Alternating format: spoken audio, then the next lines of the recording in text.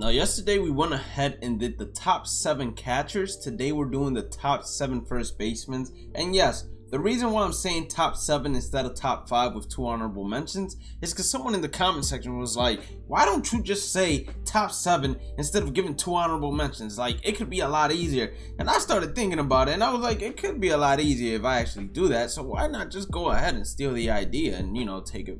Well, I didn't steal it because I just gave him credit, but you get what I'm saying. So starting with number 7, it's actually gonna be someone we saw yesterday, and he goes by the name of JT Realmuto, first baseman, secondary. Why?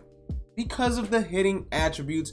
Over 92, every single attribute as you parallel him up is going to get better and better. The fielding at first base doesn't really matter, neither does the reaction, but he will drop down to silver fielding and he will drop down to silver reaction. But once you parallel him up to parallel 1 or 2, he's going to go back to gold reaction, and once he's like parallel 4 or superfractor, he'll have gold fielding as well. But like I said previously, at first base, the fielding, reaction, it doesn't really matter because you have guys like Big Papi making all-star plays. But one thing I do have to say about this JT playing first base is, unlike a lot of first basemen, what he's going to be able to provide is that arm strength just in case you're getting that relay throw from right field to home, or someone's trying to take third base on you. That arm strength is definitely going to be helping you out a ton.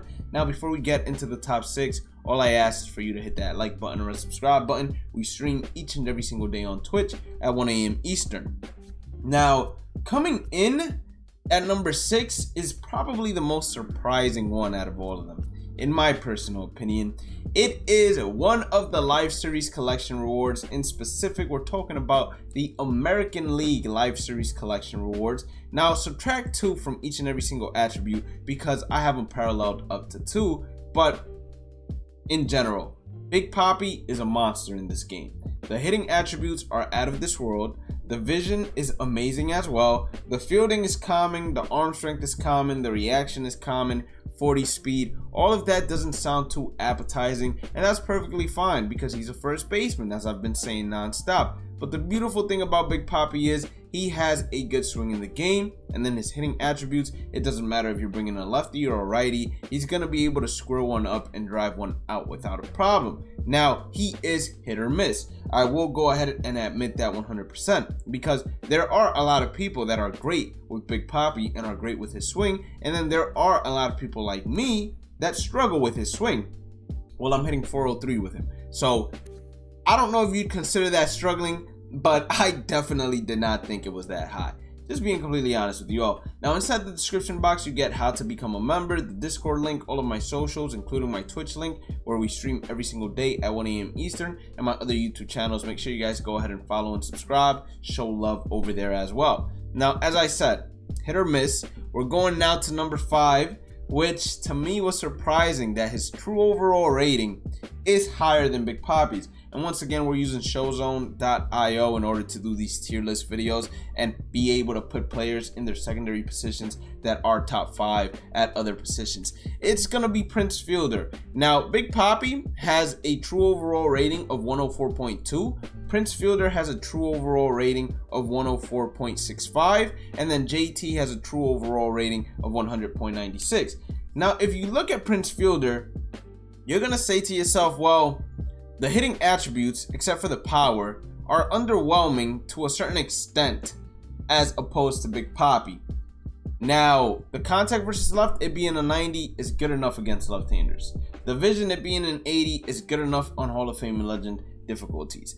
Now, where I see Prince Fielder beating Big Papi is the fact he has silver fielding at first base, he has better arm strength than Big Papi, and he has better reaction than Big Papi. So despite him not being a better hitter in general than Big Papi, what really goes ahead and benefits him is just the simple fact that he gains a lot of true overall rating points from that fielding. And that's what allows him, in my opinion, to jump over Big Papi. But if you love his swing, and you love his swing a lot more than you love Big Papi's swing, then clearly you're going to go ahead and pick him over Big Papi. He's 5'11". Big Papi is 6'4", and usually guys that are much smaller have smaller strike zones, and the swings are a lot faster. So that might also take into account but I do believe that both of them have good swings. I haven't really gotten the chance to test out this Prince Fielder, but from what I've heard, everyone says that he is a must-have. Now going into number 4, with no surprise at all, is going to be Eddie Murray. As I said previously, as soon as a player has over 80 power on both sides, you don't really care about the power attribute, but he has over 100 in each and every single category when it comes to hitting: contact, power, and vision. All of those help out greatly. Eddie Murray is a switch hitter that gives him another humongous plus. He has a great swing in the game that gives him another humongous plus. He has great clutch in the game that gives him another humongous plus. The fielding at a 92, reaction at an 86. That means he has diamond fielding, gold reaction. Once you parallel him up to parallel 4, he will have diamond reaction. 81 arm strength is good enough. And out of the first basemen we've seen so far that play first base as a primary, he has been the fastest one at 52 speed. JT obviously is a lot faster, but he plays catcher, secondary, first base. Now Eddie Murray's true overall rating is a 105.87, just below the man that comes in at third place, and it's gonna be home run derby champion Pete Alonso. 105, 93, 125, 125.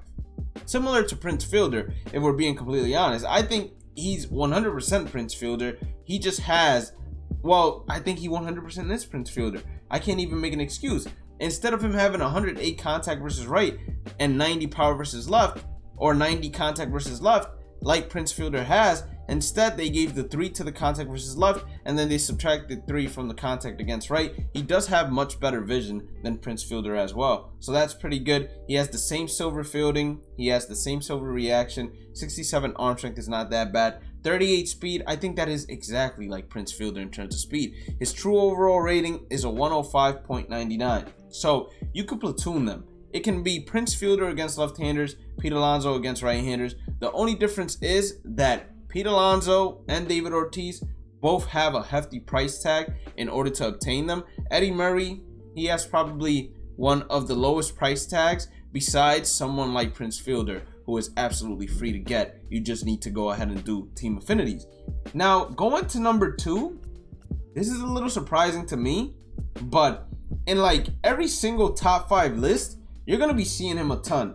And the reason you're going to be seeing him a ton, or I should say first base, second base, third base, and left field, you're going to be seeing him is because of the simple fact that he just plays a lot of different positions. He has great vision. He has that over 80 threshold. He has that over 120 contact, and then diamond fielding, diamond reaction, 99 speed. He has everything you want in a player. He is the complete 5-package tool. The only thing is he swings the bat like if it was a wet noodle sometimes. Like, I'm hitting 357 with him and 157 at bats. He just doesn't have that pop you desire out of players, and that's why most of the times I don't even have him starting. I have Marcus starting over him. But Jackie Robinson is the number 2 best first baseman when we look at the true overall ratings, coming in at 106.29. Now, should you use Jackie at first base? Absolutely not.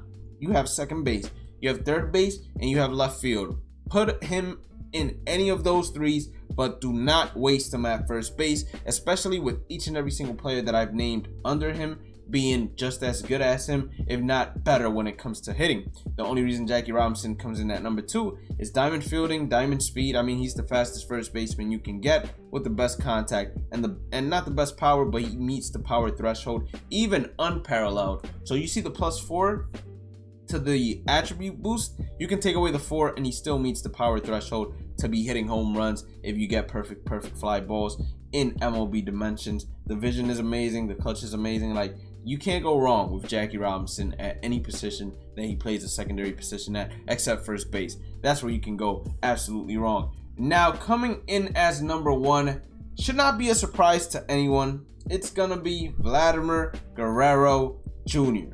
122, 103, 120, 112, 88 vision is good enough.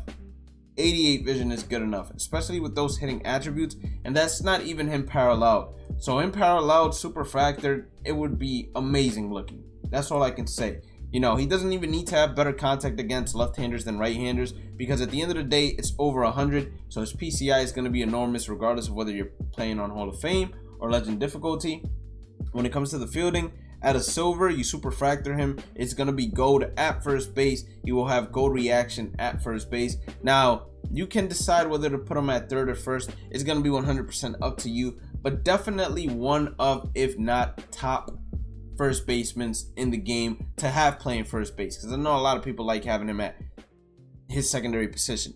But any of the guys that I mentioned, except for Jackie Robinson, could play first base for you. I would even take out JT Realmuto out of the list. So if I were to make this list without looking at the true overall ratings, which Vladimir Guerrero Jr. gets a 106.52, my list would be Vladimir Guerrero Jr. as number 1, Pete Alonso as number 2, Eddie Murray number 3, Prince Fielder number 4, and then Big Papi as number 5. That would be my top 5 list. As you can see, as the game progresses, the live series collection rewards, they start decreasing. I don't expect Chipper Jones to be outbeaten by any third baseman anytime soon, if ever, because Chipper Jones usually is the best third baseman in the game. But as the game progresses, that NL collection reward, Alfonso Soriano, AL collection reward, David Ortiz, but in particular David Ortiz because he only plays first base, he is not going to be worth the amount that you might have paid in the beginning or at some point later on in the game. But if you did end up enjoying today's content, please make sure to hit that like button, red subscribe button. Don't forget to follow me on all my socials. Everything is inside the description box. Have a blessed day and night. Stay positive, stay safe, stay blessed, and I will catch you all in the next one. Peace out.